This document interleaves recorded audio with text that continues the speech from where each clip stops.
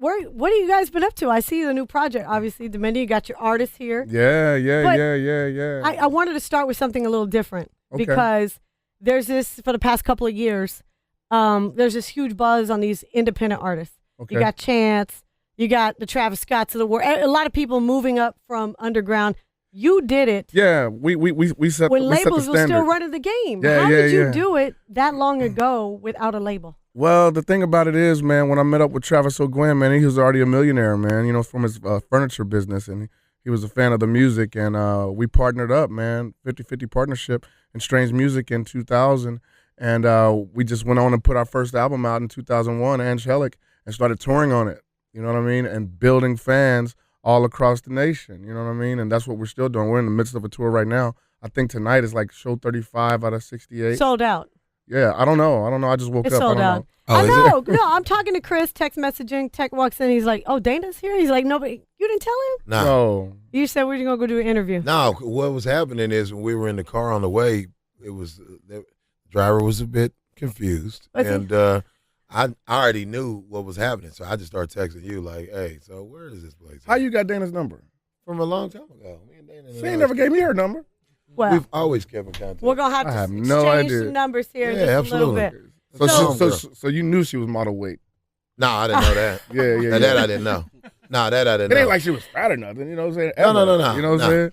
Oh wait, Chris, you do have a lot of weight a bit too. of a look. Different look. look. I lost some weight. Well, I had, you know, I lost 60 pounds. Okay. But then I was like, I fluctuate between 10, 15 pounds where I didn't, you know, where I was a little overweight. No, you lost 60 pounds when we first met you. You had already lost. I had already pounds. lost the weight. Yeah, because you were fairly small. Then. Yeah, pretty small. Yeah. And then I just decided, you know what, I want to get fit. Like I want to feel good. I had gained. We moved to San Antonio, and let me tell you something. Food here, homemade tortillas. I'm already knowing. It's Taco Tuesday every day. I've come here to a vacation back in the day. You know what I'm saying? And the food. I already know. So I put on 16 more pounds, and I was like, that's it, I'm done. And you've lost some weight too. Yeah. We're trying to survive, man, for the love of our children, man, and you know, keep this thing going on the road, man. You see this show, it looks like straight up cardio. Yeah. Does it really? It's cardio. From the very first second, like Tech is like jumping like this, rapping. Feet are like for way 2 off hours. the ground. And well, I'm saying when he first comes out, he's off the ground like this, and then when I come out, it's like it's complete cardio. You know what I mean? So you know, you always put your stuff out. Your fans come out. You know, you worked with Kendrick Lamar on Fragile. Yes. Everybody knows that song. It was a huge hit for you. Totally. A lot of people don't know you took Kendrick on the road first. Yes, yeah. When he had Section 80, he came out to be J-Rock's hype man. You know, we signed J-Rock back then. You know, so we got him off of Warner Brothers. You know what I'm saying? And after we put his album out, he got back with TDE. You know what I'm saying? We made a deal to where he can get back with his family and go through that route, the same route that Kendrick did, man. And out of love, we did that and respect. And Kendrick actually, I guess, met with Dre while he was on tour with us. he did. Yeah, in L.A., man. It's a wonderful thing. Really good dude, man. He deserves everything that's happening to him, man. But I did want to say, and we've said this on the radio a couple of times, I truly believe that Kendrick's performance, people say he's a great performer. I believe he learned that from you guys. Oh, I mean, I've heard that before. I heard that before. I heard it before. But we inspire each other. You know what I mean? We're supposed to see something like, wow, we got to step it up. You know what I'm saying? When somebody does something like, wow, we got to step it up. You know, we rarely say we have to step it up because we're always stepping it up. You know what I mean? You feel like you're setting trends? Oh, I've always set trends. You know what I'm saying? I mean, come on, man. Everybody's dyeing their hair now, man. I did it like in 2000. 2000? Was it 90? Yeah. 98, I 98, followed 99. him. He dyed his hair red. I dyed my hair blonde. I'm following him. That ain't the only thing. And now we're both bald. Kanye think he's setting trends. Kanye ain't on nothing. Oh, no. We dyed our hair back in the day. That's why we both. What they don't know is that they're both gonna be bald like us within the next 700 days. But that ain't the only trend, though. That was just one of many. You know what I'm saying? Flows. You know, we create them all the time. You know what I mean? Because we love rhythm. So the flows we're doing now will probably be popular like 10 years from now. Yeah, right. So when you do drop something new and, you know, you put it out there, your fans absorb it, what is the key to you guys? I mean, I'm just going to put it out there. When I first started following you and going to the shows, I was kind of the only person that wasn't a juggalo there. Like, I mean, I'm serious. And now it's like everybody is at a N9ne show. It's not like it used to be. I used to be in a corner kind of like, but I love the show. Yeah. Now, how did you grow that audience? Well, the thing about it is we started in Kansas City, like, I started touring like around, like in the early 90s, you know what I mean? And all the technicians started in Kansas City, Missouri, you know what I mean? And that consisted of the gangsters first, you know what I mean? And then the school kids, then the college kids, then the metalheads, you know what I mean? We went on tour with Jay-Z and the 2001, the Sprite Liquids mix tour with Jay-Z, Hooba Stank, and 311, and Talib Kweli, and do you remember that tour? Nappy Roots, and everybody, man. So we were making fans on that level too. So 2002 came, and that's when we got voted to be on the Wicked Wonka tour with ICP, and then a whole bunch of totally devoted fans got added to all the technicians, and they were called juggalos. They were everywhere we went, before we even knew what it was. Like, we'd see them out on the ground in front of the venue first with the hatchet gear on, and, you know, to where I'm telling you, I was there. Yeah, like, we were on our tour, Hostile Takeover tour, the first one, and the last show was in Lawrence, Kansas. And I remember I saw Juggalo sitting out there, and we had seen him through the whole tour. You know what I'm saying? And my boys were like, "Is that you on that shirt that we've been seeing?" I'm like, "No, that's not me." Yeah, the hair was wild, and they had a hatchet. So I went out there and talked to them. I was like, "What is that on your shirt?" They said, "Oh, this is hatchet gear." I said, "What the hell is that?" They're like, "Oh, we're Juggalos and Juggalettes." I said, "What the hell is that?" They're like, "Oh, you don't know? We're ICP fans. We love your music." So after that, after 2002, after we did that big tour, so many more devoted fans got added to our fan base, man, and it's been growing ever since. So after Wheezy put me on the Carter 4, right, you know what I'm saying, then more fans start coming, and then Fragile happened, then more fans start coming, and then Hood Go Crazy with 2 Chainz and B.O.B. happened, and then more fans start coming, and then I started doing music with System of a Down and Slipknot and Jonathan Davis of Korn. And then more fans are still coming. So you're grabbing people from all genres. Which was playing anyway. But listen to it though. Look what's happening. Beautiful music is always supposed to spread, Dana. So now you got Elton John looking for N9ne music in Vancouver. You know what I mean? You know, how you think I felt? How you think I felt? That means I've been doing it right since I started. For somebody of his stature to be looking for my work. You know what I mean? A wonderful musical man. I felt proud, and it's not even. I was like, oh my God. Oh my God. That's because of how long you've been down. So you know how hard we work. Yeah. So when you hear about Elton John, when you hear about The Rock talking about he works out, when you see The Rock on Anderson Cooper, you know, talking about N9ne and the whole strange music movement, and you've been down forever. You feel like a part of that, especially that's how you feel. Especially if you're somebody like yourself who was down from the earlier stages and put other people on it. You feel like we did it, y'all. It does feel like that. It truly does. We work with a lot of people. We got a song with Gary Clark Jr., man. You know what I'm saying? It's like it spreads.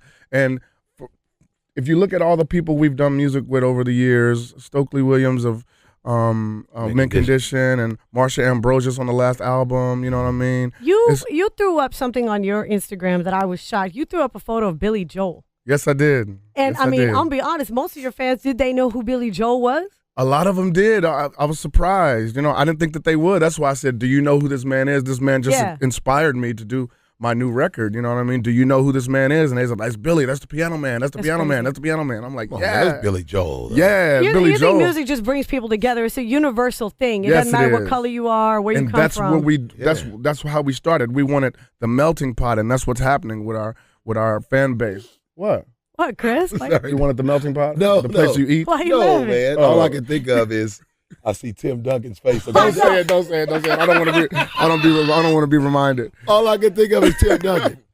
Listen, let me tell. Why is Tim Duncan up there? Because it's a San Antonio. That's right. That's right. I'm not into sports. I'm sorry. Something happened with Tim Duncan a long time ago.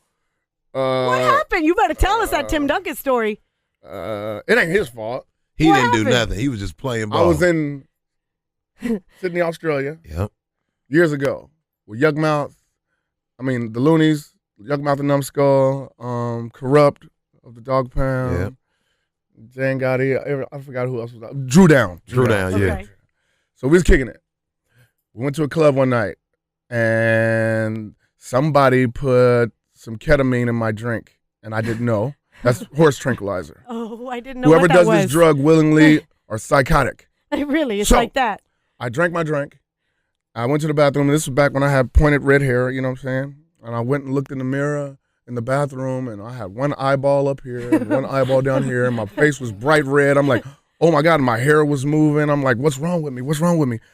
So I come out there, I said, Chris, we got to go. And we were with a lot of people, and they put us in the van. And I guess my dudes found who did it, and they beat him up in the alley. Oh, my God. And I was so high, they put me in the van, and the dude was so mad he got beat up, the whole side of the window just broke out. And I didn't even move. I guess he threw a rock at it or something. Because you were so high, though. You Yeah. I didn't know. Yeah, So, yeah. you know, the girls that were sitting next to me, it was like 6 of them. They said, you want us to take care of you? You know, because it's like 20 to 1. And, I'm sure they did want to take care of you. All so right. they got in with us. You know what I mean? So I was so paranoid that when we got to our 5-star hotel, 5-star, you know Okay, that come on. hotel. Ting. You know what I'm saying? Ting. You know, I ting whenever he I stunts ran on it. out of the van, up the escalator. Chris was going this way, and there was a crowd of people following. I'm like, Chris, like, help me. I don't know what's going on. And he's like, you know, he didn't know that I was high like that. Yeah. And So- I don't think you were saying Chris, though. I don't know if No, this is for I sure. said Chris. I needed in help. your head. No, But I think you looked at me. You looked at me. I said, Chris. yeah, you did. You're right. And you said, and I was like, so I'm going to get to Tim Duncan. I know it's a long story. I'm just trying to paint the picture. I got So it. I'm Trust running me, up the I'm good. escalator. The girls, I see the 6 girls, like, wondering, like, where are you going? They coming up the escalator slow. So the escalator goes like this. The elevator is all the way down there to get to the room. Right. You know what I'm saying? So I had to run down there, and I'm pushing the buttons so I can get away from the girls. You know what I'm saying? They see me doing this. So get on, go up, close my door, go in the room, turn on the TV. and the Spurs were are on. playing Stephon Marbury and them. Yeah. I don't know who he was playing for back then. Yeah. Who Marbury was playing. Yeah. So when I saw his face, it was turning from his face to a panda bear. His face to a panda bear. His Panda. face, and it tripped me the hell out. So now when I see his face, that's why he's laughing. Because now when I look at Tim Duncan, I look away, I'm like, wow, that reminds me of that bad know. trip that I had. And you've never seen his face this big. That's why the whole time you were talking, I was like, The first thing I saw when I came in, I just didn't say nothing. I'm like, hey, I was Hey, sitting there's why there. she got this Panda bear picture right up? there. Is this a joke? You know what I'm saying? Like, I didn't know. Dude, I the whole forgot time where you I was was. talking about how we started and the juggalos and all everybody, I was sitting there thinking like, I wonder if that Tim Duncan cut out freaking him out right now. That's all I was thinking about. And I was just started laughing. Yeah, you freaked me out when I came in here. That's the first thing I saw. I'm like, I can't believe you held Panda. out of that I story you know for what? so many I'm years. You tripping. never told I us. didn't even think about it. I should have called you and said, or you should arrange for Tim Duncan to be here. We did. We did. We got him right there. I'm See? talking about- yeah, right. Panda. I wish we could. I Panda, can't get him Panda, in. I've been Panda, trying to Panda, get him Panda. in. That would But have been awesome. Does he still live here? Tim Duncan wears dad jeans and stays at home, man. He does bet. not go anywhere. He doesn't do anything. Yeah, he's here. He's here for Stephon life. Marbury and them lost that night, and he was crying. I remember him crying like, y'all some cheaters. You know what I'm saying? I remember that because his teeth were moving like, y'all some cheaters. It's a lot of stuff I saw that night on ketamine that I don't want to remember, but But Tim you'll Duncan's never face- Tim forget. Duncan. Yeah. Tim Duncan. But I don't mind As seeing great Tim as Tim Duncan is, that's what I think about when I think about Tim Duncan. Yeah. Panda. That was my trip. Y'all just talked about being a melting pot, bringing Yeah. people together. Yeah. The political climate's a little different right now. Uh-huh. Yes, it is. How do you guys feel about how things are going politically? I mean, I haven't been able to have anybody in here I without don't, asking I don't them think that. a wall should be built. I don't think people should be separated. You know what I mean? What I wonder about is like, we bombed Syria to get rid of those over there. What about the ones that are here already? You know what I'm saying? How are we gonna bomb the ones here? You know what I'm saying? And you can't do it. So I don't know. I don't speak too much on it, but I know togetherness is the way. Yeah. We'll make it. That's right. I don't know how we're gonna be able to stop everything We're not. through bombing. You know what I'm saying? I don't know how we're gonna stop the ISIS members that are within the United States. Well, I think about what you said about stopping everything. I mean, if you stop everything, it's pretty much the end of the world. That's the only way you Yeah. stop everything. Stop I mean, the how world far and let are we me gonna go? off. Yeah. That's what he said. Stop the world and let me off. Stop the world and let me off. Because you don't so politically really. you guys- People been living here for a long time, and you know, people that are upset that they got shipped out. You know what I mean? Yeah, I say I won't, say, who I like and who I don't like, but I'll say the climate has definitely made it to where people who have this hatred in their heart for whatever race, it's definitely made everybody more bold. It sure has. And it brought it all out. You know what I'm saying? Which means it was already existing. I see a lot of stuff. The world let me out. I see now. I know this always existed, but I see a lot of people getting stuff on video, like people saying, "Go back to where you come from. You don't belong here." You know what I'm saying? It's like rampant now. It's a lot of it. I get it too. I mean, I do get it a lot because I speak out and I talk about things, and people don't like for you to have a different opinion. But I think that's the beauty of America, being able to share your difference of opinion. It is. We were. I met with Phil Anselmo night before last. We were doing a show in Albuquerque, and I had no idea that Super Joint was playing next door. You know what I'm saying? Phil Anselmo of Pantera. Yeah. So I was a big fan of Pantera and Dimebag Darrell. That's part of the reason I never wanted to play at Ala Rosa Villa. Yeah. Ala Rosa Villa, you know what I'm saying, in Columbus, Columbus, Ohio. you know what I mean? I hated it, and we stopped playing there because what happened to Dimebag, you know what I mean? No slight to the fans out there. They still came to Rock Fest to see, Rock on the Range to see me, you know what I mean? But when they told me that Anselmo wanted to meet me, I went to his tour bus, and I took a picture. We kicked it. It was wonderful. As soon as I posted it, you know what I'm saying, everybody's like, you took a picture with a white supremacist, this, that, and the other. And I said, well, if indeed this guy you say, Phil Anselmo, is a white supremacist, all I know is that respect was had by all on that bus when I walked on. From everybody I took a picture with to everybody who gave me a hug, no matter what. If this was the Grand Dragon of the KKK, that night, it was nothing. That night, it was respect. No matter what set I'm from, I'm raised in a blood neighborhood. I throw blood signs on the stage. You know what I mean? I've said Suwu business at the end of my verse on the Carter 4. You know, so I've done bad things in my past. It don't mean that dictates my future, that I'm gonna keep going that route. We grow up and we get better, and that's what I was telling people. And a lot of people had a problem with it, but that means that a lot of people have a problem with togetherness. And I think that's the problem with our current state. We got to be able to move forward. I mean, I hate that there's so many people wanted to censor, the right wing or the left wing, or, you can't get better if you don't talk about things. No doubt. You can't get better if you don't talk about things. You Communication rules the nation, man. And I've come in contact with, because we're from the church. We're raised in the church. But a lot of the teachings you get from the Bible, it could be sinister, you know what I'm saying? Like, I agree. Revelations, Sodom and Gomorrah, you know what I mean? If you turn around, you turn into a pillar of salt. It's like a horror movie. So within coming up in the church and doing music, my music tend to be dark. So, you know what I'm saying? It's like people don't understand that it don't matter how dark and how different we are or what kind of soldiers we represent.